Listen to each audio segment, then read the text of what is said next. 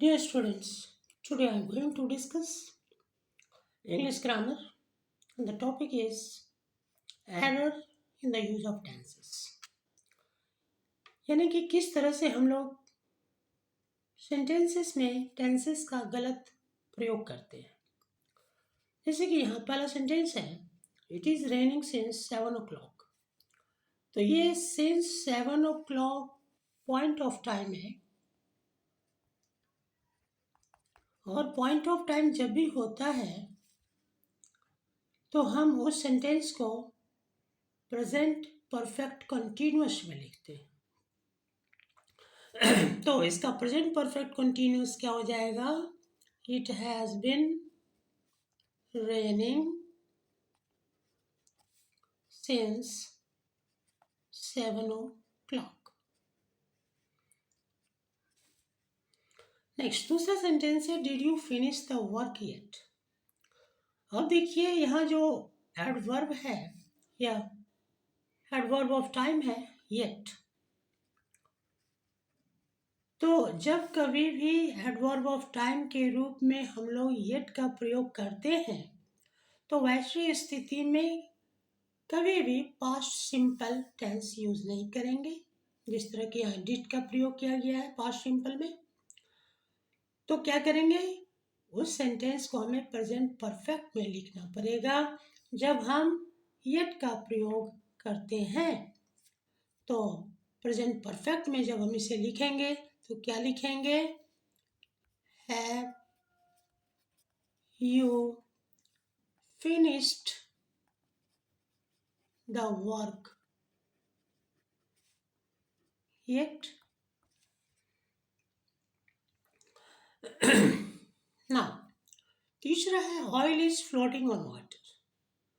तो यहाँ आप देखते हैं कि यह जो एक यूनिवर्सल ट्रूथ है, साइंटिफिक ट्रूथ है।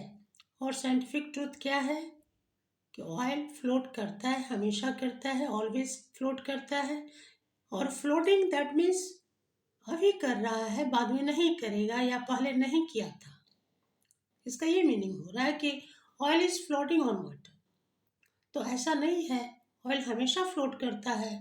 तो जो हमेशा हो, ऑलवेज हो, तो या हैबिचुअल एक्शन हो तो उसे हम प्रेजेंट सिंपल में लिखेंगे, और तब इसका प्रेजेंट सिंपल में हो जाएगा, ऑयल फ्लोट्स ऑन वाटर। ये प्रेजेंट सिंपल हो गया, जिसको प्रेजेंट इंडेफिनिट भी कहते हैं। चौथा सेंटेंस है, I read A newspaper now. ये नाउ एडवर्ब ऑफ टाइम है, और यह एडवर्ब ऑफ टाइम हमें यह बताता है कि काम प्रेजेंट में जारी है, यानी कि यह इम्परफेक्ट टेंस है और वह प्रेजेंट इम्परफेक्ट टेंस है। नाउ से हमें यह ज्ञात होता है, तो इसलिए इसका आंसर होगा, यानी कि इस सेंटेंस को हम लिखेंगे कि I am reading a newspaper now. यह प्रेजेंट कंटिन्यूअस टेंस हो गया, जिसको प्रेजेंट इम्परफेक्ट भी कहते हैं। पांचवा सेंटेंस है, she had come here yesterday. अब ये यस्टरडे भी एडवर्ब ऑफ टाइम है, और यह adverb of time past adverb of time कहलाता है।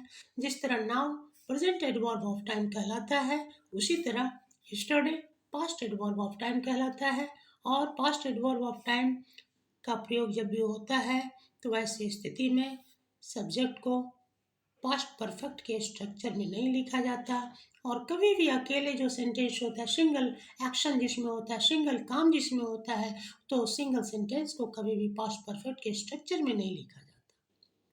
तो उसे हमें किस में लिखना होगा, पास्ट सिंपल के स्ट्रक्चर में लिखना होगा। और ये पास्ट सिंपल का क्या स्ट्रक्चर हो जाएगा, यानी कि ये सेंटेंस हो जाएगा, शी केम हियर यस्टरडे। यह पास्ट सिंपल हो गया, जिसको पास्ट इंडेफिनिट भी कहते हैं। सिक्स्थ सेंटेंस है, he said that he is coming to see मी।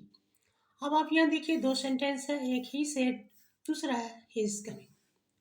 तो ये पास्ट टेंस में है, यानी कि पास्ट सिंपल टेंस में है, और यह रिपोर्टिंग वर्ब है पास्ट टेंस। तो ये जो verb of the reported speech होगा वो भी पास्ट में होगा, तो इसीलिए ये क्या हो जाएगा, he said that he was coming to see me. Seven sentences Tom is reading for 6 hours. For 6 hours ये पीरियड ऑफ टाइम है, और पीरियड ऑफ टाइम हमें यह बताता है कि काम बहुत पिछले समय से, लंबे समय से चल रहा है और अभी भी जारी है। तो इसे हम प्रेजेंट कंटिन्यूअस में नहीं लिखेंगे, इसे हमें प्रेजेंट परफेक्ट कंटिन्यूअस में लिखना पड़ेगा। तो क्या हो जाएगा, Tom has been reading for 6 hours. ये हो गया present perfect continuous. Next 8th sentence है, I have seen him this afternoon. ये दिस आफ्टरनून ये बताता है कि यह समय बीत चुका है, यानी कि यह पास्ट एडवर्ब ऑफ टाइम को शो करता है। दिस आफ्टरनून बीत चुका है, अभी यह नहीं है, और यह पास्ट एडवर्ब ऑफ टाइम होने के चलते इस सेंटेंस को हमें पास्ट परफेक्ट में न लिखकर इसे प्रेजेंट परफेक्ट में न लिखकर हमें इसे पास्ट सिंपल में लिखना पड़ेगा, क्योंकि हम जानते हैं कि जब भी किसी सेंटेंस में पास्ट एडवर्ब ऑफ टाइम होता है तो वह सेंटेंस हमेशा ही पास्ट इंडेफिनिट या पास्ट सिंपल में लिखा जाता है। तो इसका आंसर हो जाएगा I saw him this afternoon. Next 9th sentence है, I met him when he cross the road. यहाँ आप देखते हैं 2 सेंटेंस है, जिसको एक है I met him past simple में है, पास्ट इंडिफरेंट जिसको कहते हैं, और दूसरा सेंटेंस है ही क्रॉस द रोड।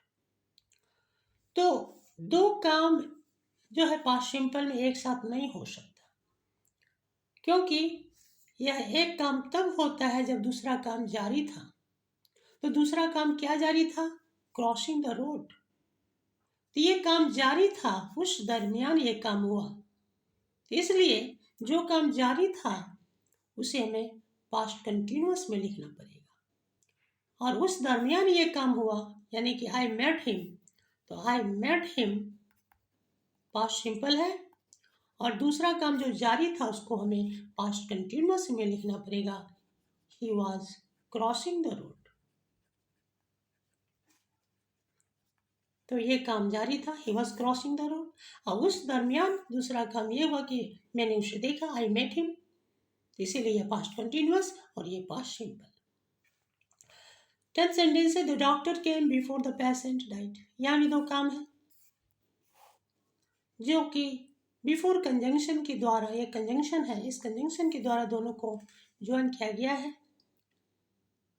तो जो काम पहले होता है वह पास्ट परफेक्ट के स्ट्रक्चर में लिखा जाता है, और जो काम बाद में होता है वह पास्ट सिंपल के स्ट्रक्चर में। तो ये पास्ट सिंपल के स्ट्रक्चर में ऑलरेडी है, द पेशेंट डाइड, ये पास्ट सिंपल हो गया।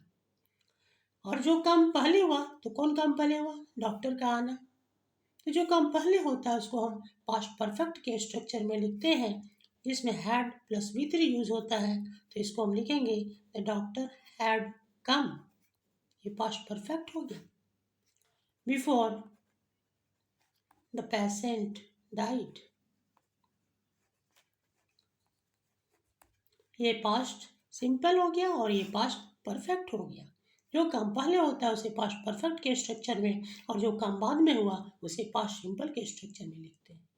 तो इस तरह से हम लोग अपने सेंटेंस को सही टेंस का रूप देकर सही लिख सकते हैं without any errors. Thank you. If you like please share and subscribe.